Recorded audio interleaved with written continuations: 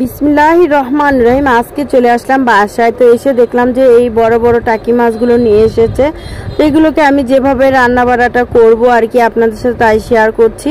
তো আমি শিলনোড়ায় প্রথমত এই শুকনো লঙ্কা আর হচ্ছে আদা রসুন এগুলোকে সুন্দর করে বেটে পেস্ট করে নেব। বাটনাটা সুন্দর করেই বাটবো যাতে ফিনিশটা ভালো হয় এবং খেতেও ভালো লাগে। আগে মা চাচিরা হচ্ছে কি আদি যুগে যারা ছিল তারা এভাবেই রান্নাটা করতো। তো যাই হোক, আমি চুলায় একটা প্যান বসিয়ে দিলাম। প্যানের মধ্যে দিয়ে দিলাম সয়াবিন তেল। তো গরম তেলের মধ্যে আমি দিয়ে দিলাম হচ্ছে লবণ আর দিয়ে দেবো এটা হচ্ছে পেঁয়াজ বাটা। ওই মশলা বাটার শিলনোড়ার মধ্যেই আমি পেঁয়াজগুলো বেটে নিয়েছিলাম। তো পেঁয়াজটাকে সুন্দর করে নেড়ে চেড়ে ভেজে নিচ্ছি যাতে কষানোটা ভালো হলে পেঁয়াজের কাঁচা গন্ধটা চলে যায়। তো সুন্দর করে নাড়চাড়ের উপরেই আছে। তো আমি যেখানে আছি আসলে সেখানে হলো অনেক গাড়ি ঘোড়া, অনেক শব্দ। তো এত শব্দের মধ্য দিয়েও আমি চেষ্টা করেছি যে আপনাদের মধ্যে এই ভিডিওগুলো পৌঁছে দেওয়ার জন্য। তো দেখুন এই সুন্দর করে বসে আছি চুপচাপ করে। তো এরই মধ্যে দিয়ে দিলাম সে আমার মশলা, 3 রকমের মশলা যেটা আমি সুন্দর করে বেটে নিয়েছি সেটাকে নাড়চাড় করে নিলাম। এটাকে আমি অনেকটা লং টাইম ধরে নাড়াচাড়া করব।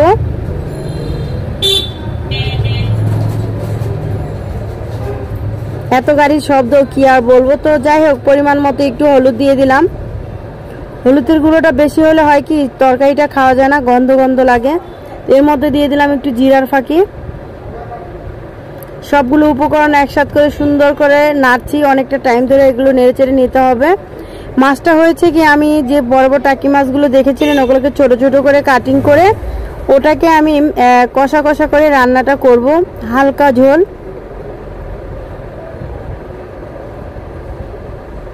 আমার সব সময় ভালো লাগে আগের দিনে যে রান্না বাড়া খাওয়া দাওয়াগুলো ছিল একবারে সাধারণভাবেই তারা শিলনোড়ায় বেটে খেত, ওই রান্নাগুলো আমার কাছে বেশি ভালো লাগে। রোজা এক মশলাটা কষানো হয়ে গিয়েছে। এখন আমি আমার এই মাছগুলোকে দেখেন কত সুন্দর করে কাটিং করে নিয়েছি ছোট ছোট করে।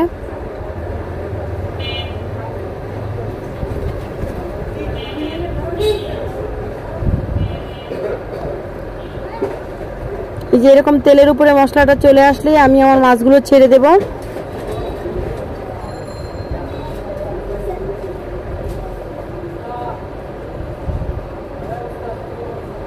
ভিডিওটা একটু বড় করছে এই জন্য যে আপনারা বুঝতে পারেন যে মশলাটা আসলে কতখানি সময় ধরে নাড়াচাড়া করতে হয় তেলের উপরে যাতে পুড়ে না যায়, এর জন্য নাড়াচাড়ার উপরেই রাখতে হবে।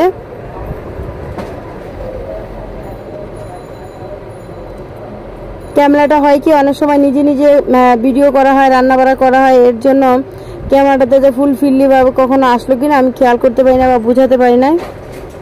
তো এর জন্য আমি দুঃখিত। তো এখনই আমি মাছগুলো দিয়ে দিলাম। চাক চাক করে কেটে নিয়েছিলাম মাছগুলোকে, সব মাছগুলো আস্তে আস্তে করে দিয়ে দেব কড়াইয়ের মধ্যে।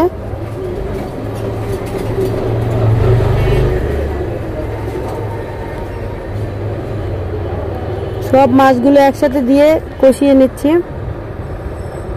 15 থেকে 20 মিনিট আমি এটা সুন্দর করে নাড়াচাড়া করব, কষাবো।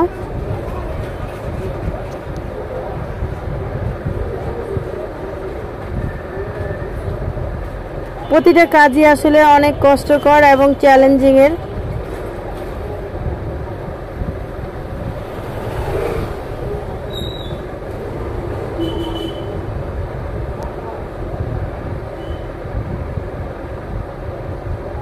তো এটা আস্তে আস্তে করে চুলায় জাল হচ্ছে আর আমিও নেড়ে চেড়ে দিচ্ছি।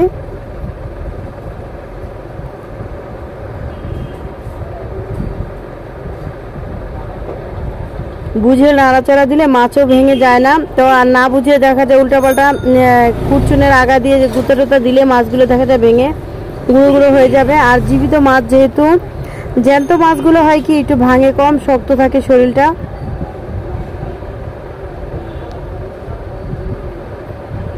তেলের উপরে একটু কষানোটা ভালো করে হলে হয় কি যে একটা সুন্দর একটা ফ্লেভার বের হয়।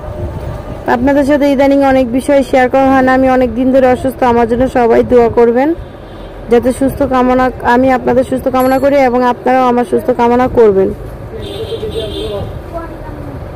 একদিন আমরা সবাই চলে যাব পৃথিবী থেকে, কিন্তু আমাদের কথা, আমাদের ভাষা, আমাদের ব্যবহার এগুলোই থেকে যাবে। ভেবেছিলাম রোজার ঈদের পরে আমরা বাইরে গিয়ে ভিডিওগুলো করব, অনেক ভিডিও বাইরে খাওয়া দাওয়া করব, আপনাদের মাঝে শেয়ার করব, ভালো লাগবে দেখতে, কিন্তু বাইরে যাওয়ার অতটা সময় পাচ্ছি না। তো যাই হোক, এরপরে দিয়ে দিচ্ছি আমি টমেটো বাটাটা দিয়ে একটু নেড়ে চেড়ে নিব। এটা হচ্ছে ফ্রোজেন করা টমেটো ছিল, সেগুলোকে আমি শিলনোড়ায় ভালো করে বেটে পেস্ট করে নিয়েছি, সেগুলো দিয়ে দিলাম।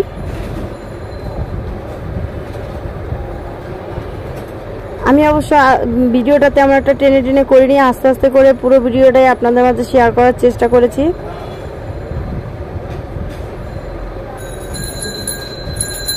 শর্ট ভিডিওটা আমি অনেক আগেই ছেড়ে দিয়েছি, 2 দিন আগে, তো লং ভিডিওটা রেখে দিয়েছি যে এর পরে ছাড়বো।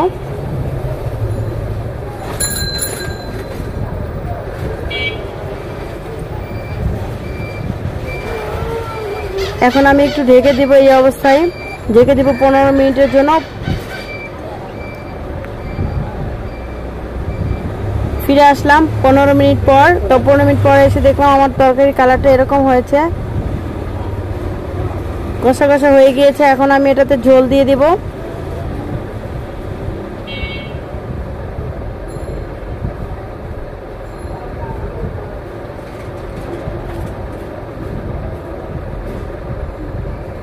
এই অবস্থায় ঝোলটা দিলে ভালো হয়। ভাজি করতে গিয়ে আজকে কুরচুনটা যেমন পুড়ে গিয়েছিল, তো যাই হোক, সব বিষয়টা যেহেতু আপনাদের সাথে শেয়ার করি, এটাও করলাম।